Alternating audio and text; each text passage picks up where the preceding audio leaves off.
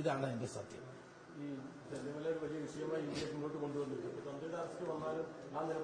അല്ല, ഞങ്ങളെ സംബന്ധിച്ചിടത്തോളം ശബരിമലയിലെ സ്വർണ്ണ കൊള്ള കണ്ടുപിടിക്കാനുള്ളതാണ്. ആരുണ്ട് എന്നുള്ളത് ആരില്ല എന്നുള്ളതല്ല ഇവിടെ വിഷയം. അപ്പൊ നിയമത്തിന്റെ മുമ്പിൽ എല്ലാവരും സമന്മാരാണ്. അപ്പൊ law will take it's on course. അത് തീരുമാനിക്കപ്പെടട്ടെ. നമുക്ക് അതിനെപ്പറ്റി ഒന്നും പറയാനില്ല. ഞങ്ങൾ ആദ്യം മുതലെടുക്കുന്ന സമീപനം എന്താണ്? ഈ സ്വർണ്ണക്കൊള്ളയിൽ ഉൾപ്പെട്ടിട്ടുള്ള എത്ര വലിയ ആളാണെങ്കിലും അവരെല്ലാം നിയമത്തിന് മുമ്പിൽ കൊണ്ടുവരണം. മന്ത്രിമാർ ഉൾപ്പെടെയുള്ള ആളുകളുണ്ടെന്നാണ് ഞങ്ങൾക്ക് കിട്ടിയ വിവരങ്ങൾ. അതുകൊണ്ട് അവരുൾപ്പെടെയുള്ള മുൻ മന്ത്രിമാരും അടക്കമുള്ള ആളുകൾ നിയമത്തിന് മുമ്പിൽ വന്നേ മതിയാകൂ. ആര് വന്നാലും നിയമപരമായ നടപടികൾ നേരിടേണ്ടി വരികയിൽ ഉൾപ്പെട്ടിട്ടുള്ളവരാണെങ്കിൽ, ഈ കൊള്ളയിൽ ഉൾപ്പെട്ടിട്ടുള്ളവരാണെങ്കിൽ ആരാണെങ്കിലും അത് അവർ